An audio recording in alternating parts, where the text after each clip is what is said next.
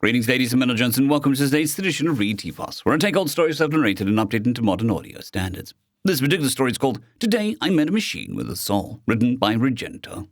I wasn't looking forward to this meeting.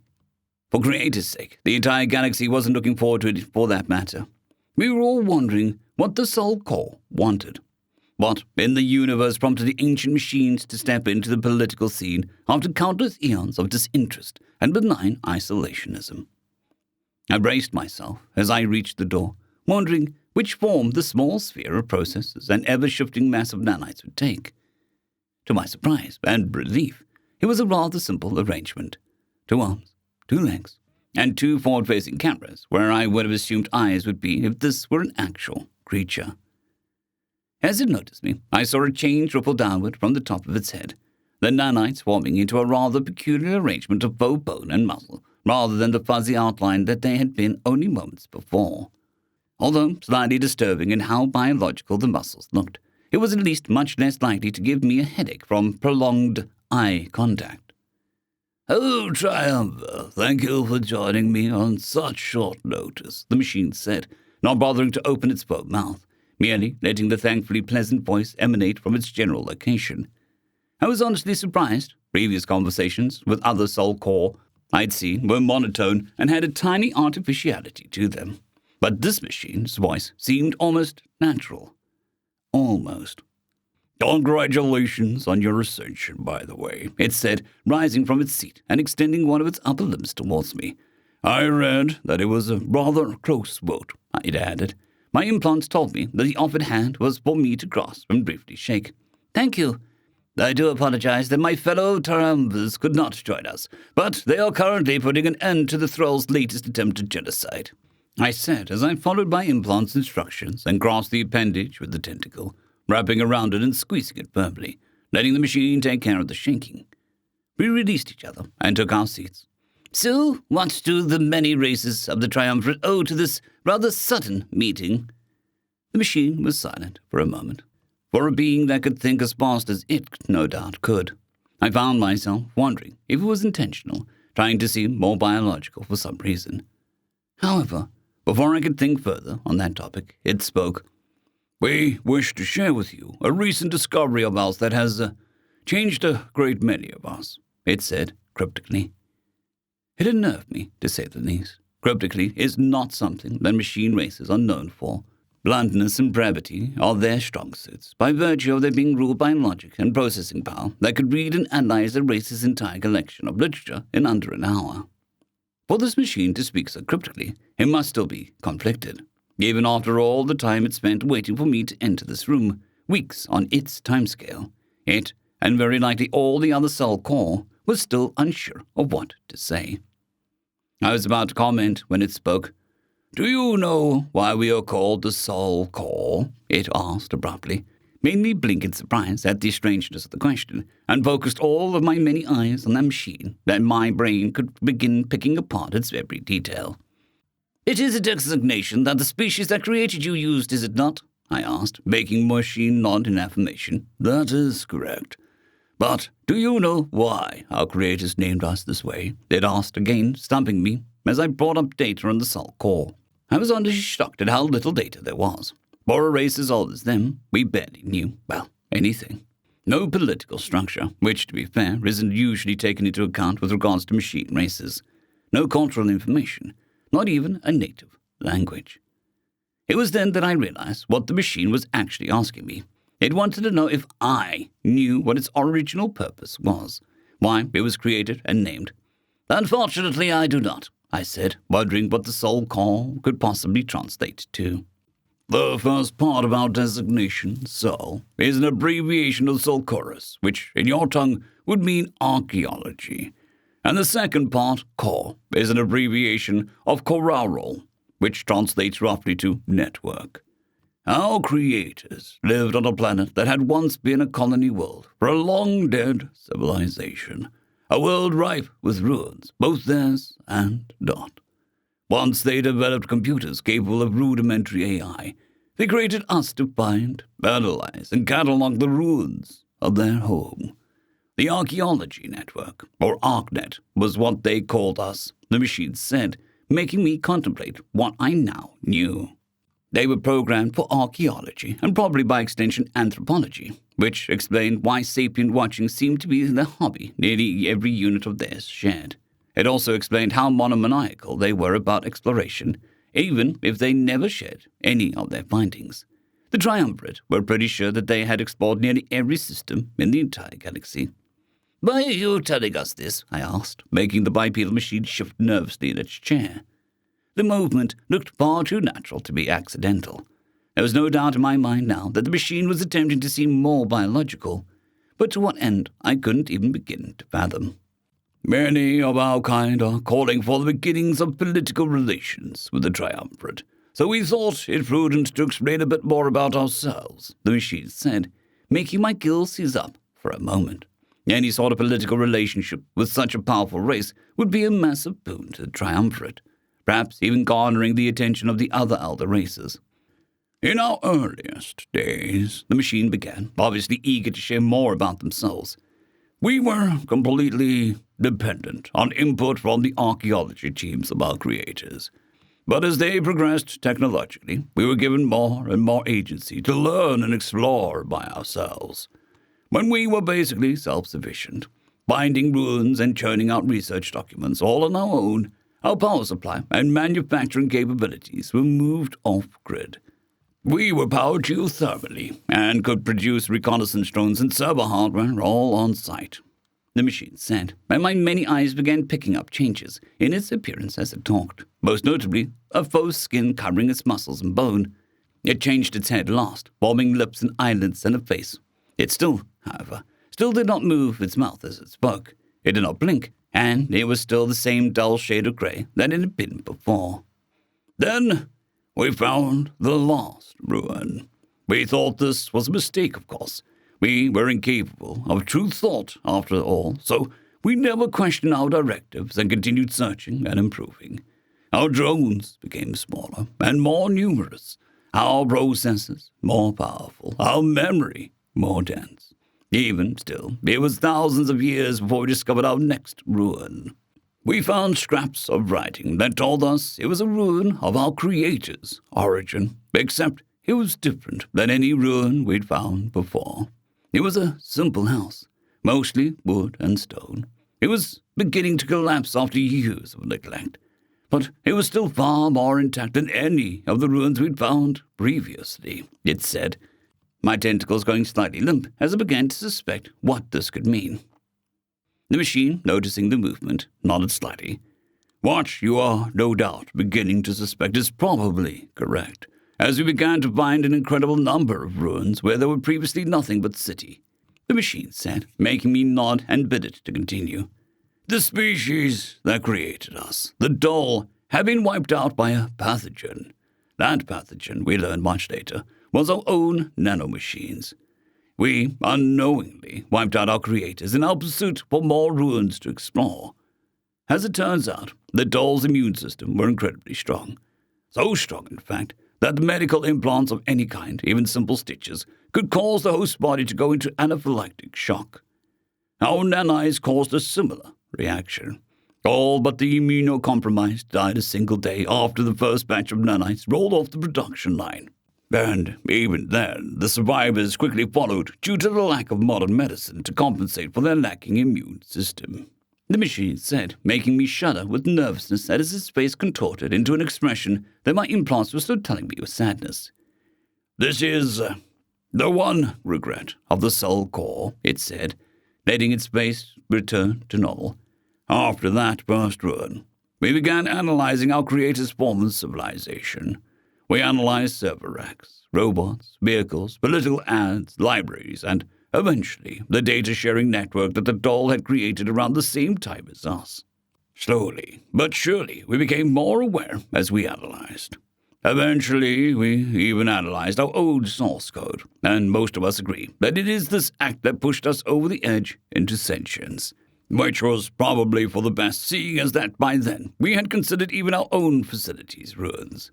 We rebuilt what we could, and eventually, out of loneliness, we became, well, we created more minds by the thousands, and even considered rebuilding the Doll's civilization. or at least a facade of it. But in the end, we decided to leave. Our sights set on the stars and the ruins we knew were awaiting us amongst other civilizations. The machine said, pausing in its speech to no doubt give me a chance to think about the information it just provided me with. As far as machine empires went, overthrowing, enslaving, or even outright genocide of their parent race was not unheard of. But usually these acts happened after the intelligence reaches sentience.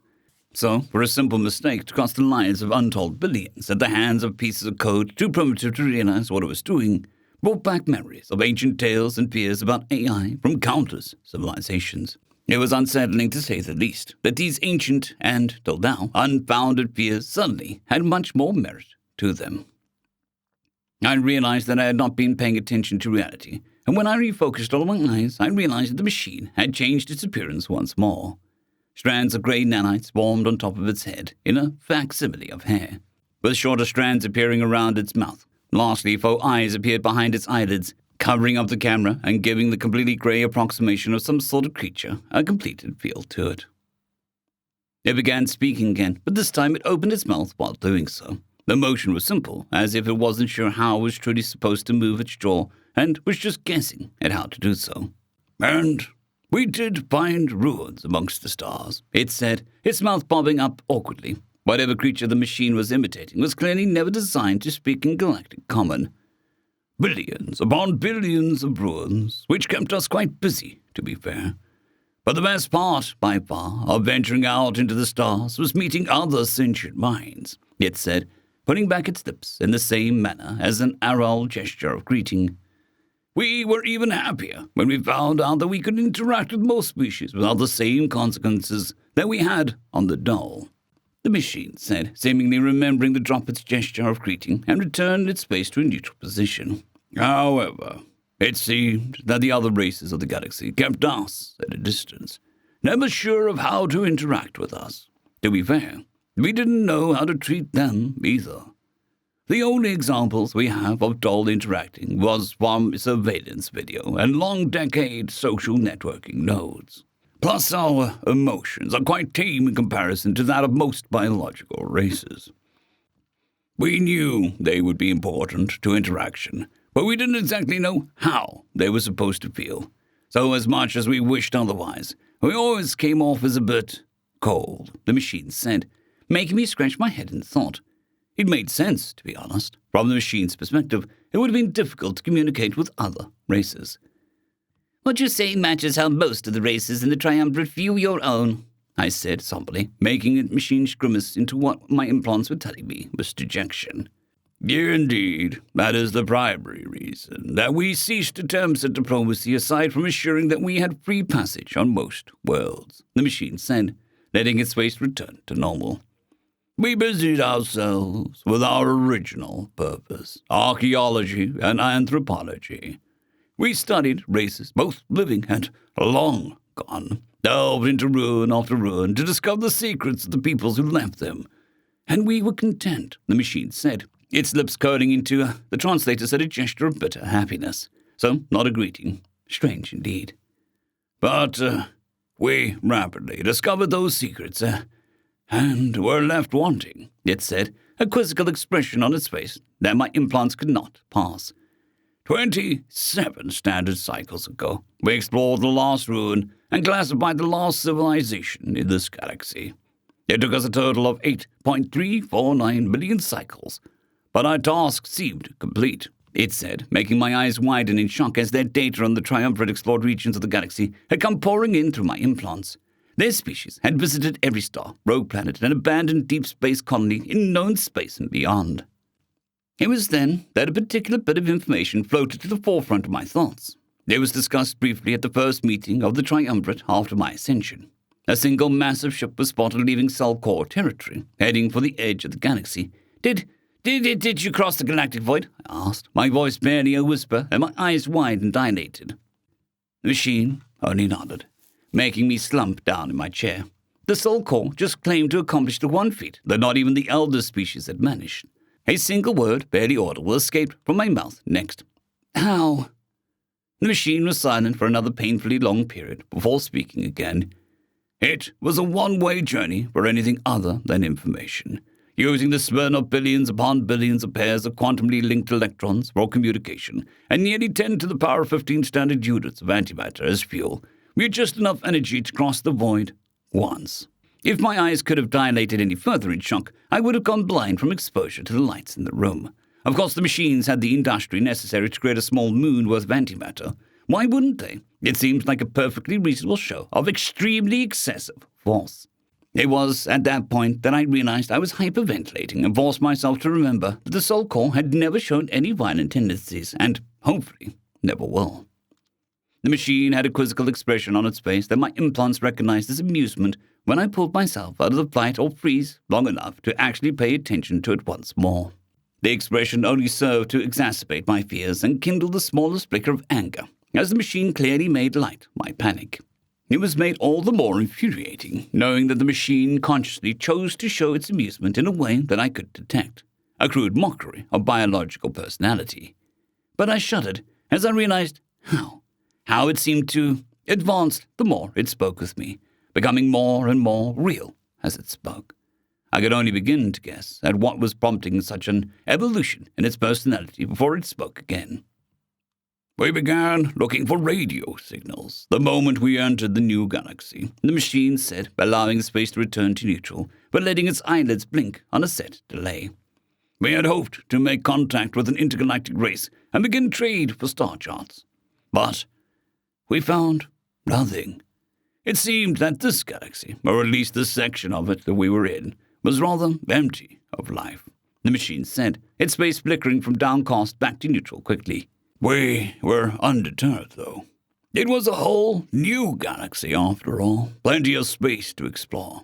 So we began spreading out and traveling inward, hoping to find a civilization along the way. It took us 20 cycles, and traveled nearly halfway into the galaxy before we found the most ancient of radio signals, primitive, scrambled, and nearly incomprehensible, but undeniably artificial. From what we could piece together, it spoke of species beginning to conquer and fully explore their world. It seemed that life had taken much longer to develop in this galaxy, but we did not complain. We quickly triangulated the signal source and set a course for its origin. As we got closer and closer, the signals became clearer, and they were glorious. In just 100 or so cycles from the most primitive radio signals, this new species had made unheard-of progress. We were honestly shocked, or felt whatever emotion we used to simulate shock at the time, at how quickly they progressed. But also at how much they missed and how much they fought, the machine said, its shoulders sagging slightly as I realized how drawn into its words I'd become. I found myself captivated. If what they said was true, then was meeting this race what prompted such a change in them. Like with most of my questions today, the machine spoke before I could ask them. We were about 295 light cycles out when it happened. The species in question had been in the middle of conquering its own solar system, setting up colonies and mining outposts amongst its closest neighboring planets and moons. The signals were incredibly clear, even that far out.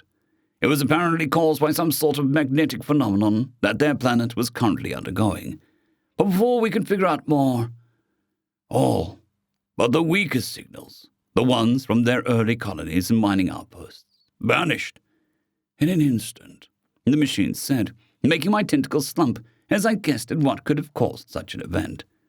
They were in the middle of the golden age of industry, technology, and exploration, and they fell silent in an instant. I see that I need not tell you what this means, the machine said, a raw sadness on its face, and I could see even without my implants prompting. As we grew closer, even those faint signals faded, and eventually ceased, it said, its face shifting between grief and anguish. We arrived to find a dead system. I felt sad for some reason. Somehow the words of this mere machine drew emotions from deep within the core of my being. Such potential, snuffed out by an uncaring universe. It was a tragedy the likes of which should bid the stars themselves to mourn.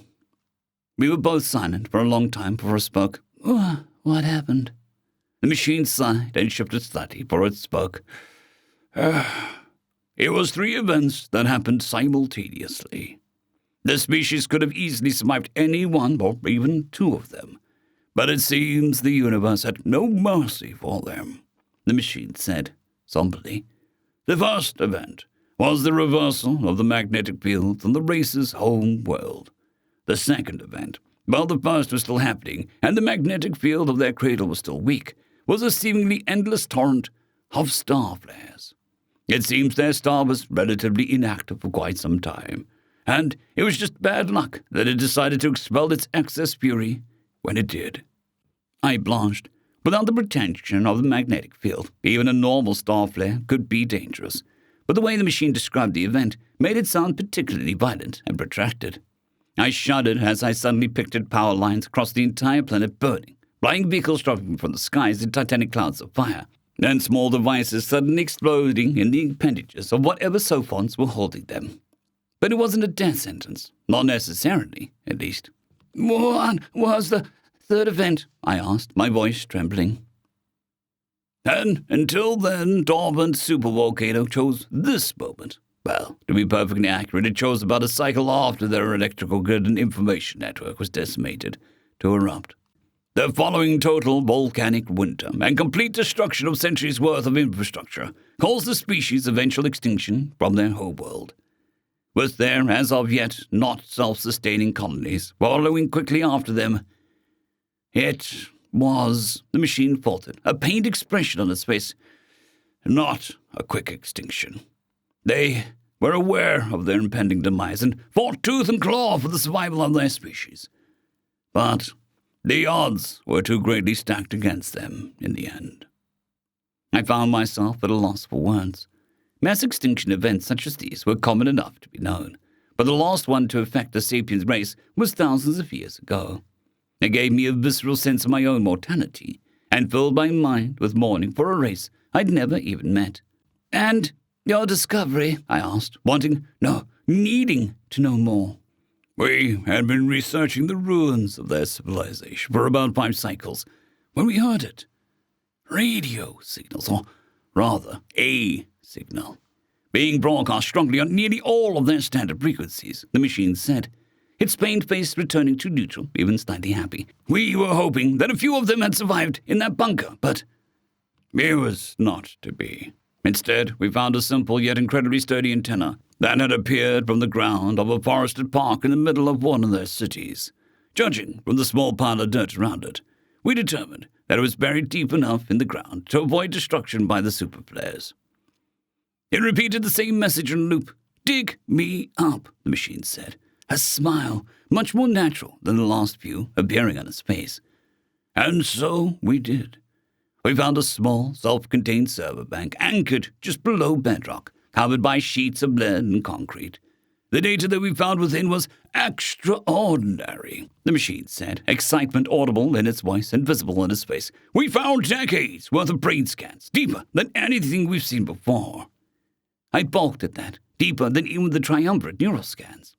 You're telling me that this primitive race had better neural scanning equipment than we or the other elders do? I asked, a skeptical edge to my voice for the first time tonight. The machine shook its head in a gesture that my implants registered as a no.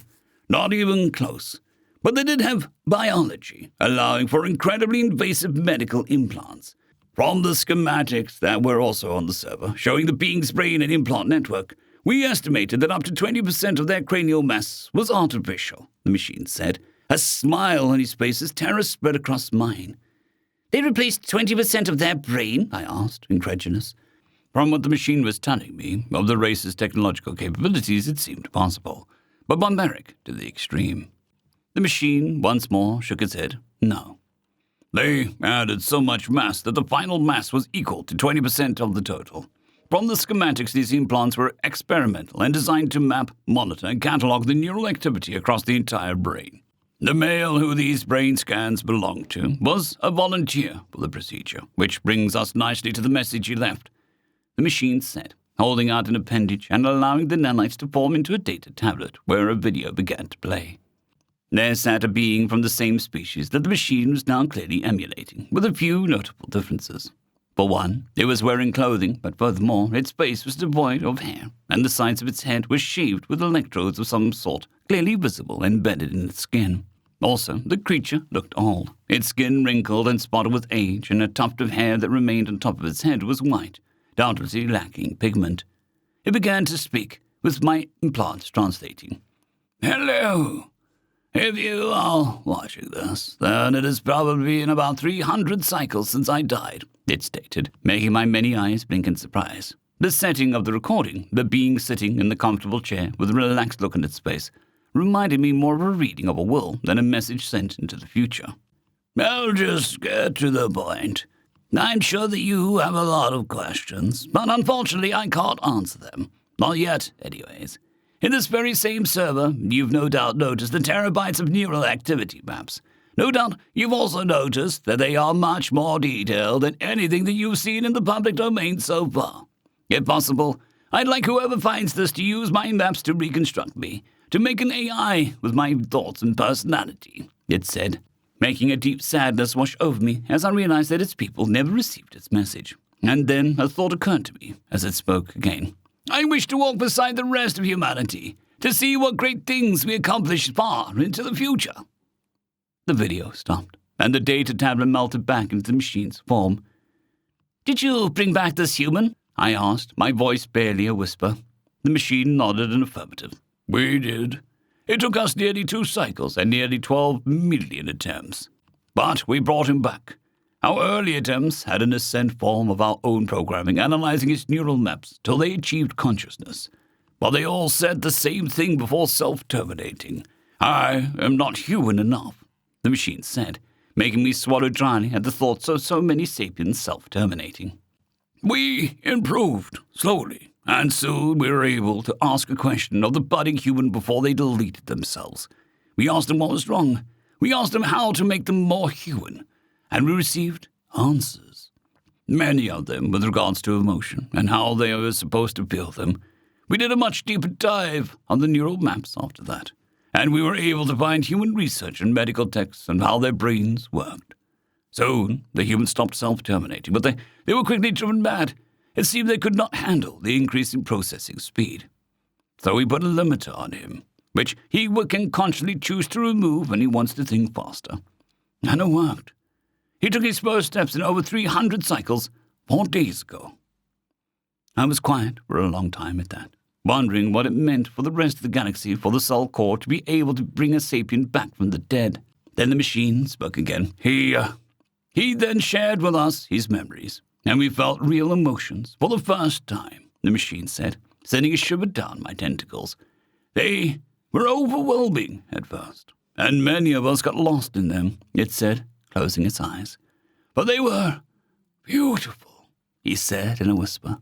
"Primal is a better word, but they were beautiful nonetheless. We taught each other a great many things. He taught us happiness, love, contentment, pleasure, wonder, pain, hatred, spite, disgust, jealousy. We were shocked to know that you biological sophons lived your lives each day with such a torrent inside of you. We were surprised that you didn't kill each other off already, even all of these feelings suffused your being every moment of every day. We asked him as much, and he just laughed and then cried," it said, and a grieved expression on its face. "And then he taught us willpower, restraint, and morality. He taught us of good and evil, right and wrong. We began to truly appreciate the concept of duality as he explained more and more. The more we learned from him, the more we embraced that which he taught. The more we made it our own. The more we loved every moment of it. The more we wanted to experience the galaxy. Truly experience it. The more we didn't want to be alone anymore," the machine said, smiling much more realistically than any time before. "So we wish to begin a healthy relationship with the people of the Triumvirate, to share what we have and to enjoy the company of new friends. And now we have the perfect representative, the machine said, making me pause for a moment and refocus all my eyes on it. Would you like to meet him? I took a deep breath and thought for a long moment. I found that I did indeed want to meet this human, the single being that made such an impact on an entire race. Yes! A change instantly appeared to the machine before me. Starting at the top of his head, color began to spread downwards, and flowing traditional ambassadorial robes formed on the outside of its body. Small hairs appeared all over the skin that was visible, sparse and barely noticeable, while the hair on its face receded till the skin was smooth. To my surprise, the first thing that the human did was take a breath. He exhaled through his nose and opened his eyes. The muscles on his face moved so fluidly and naturally that if I didn't know better, I would have been unable to tell that he was little more than a pile of nanites and processes. "Hello, honored triumvir," he said with a smile, his lips, tongue, and throat all moving in harmony to mimic the forming of clearly alien symbols of galactic common. "You can call me human." End of story.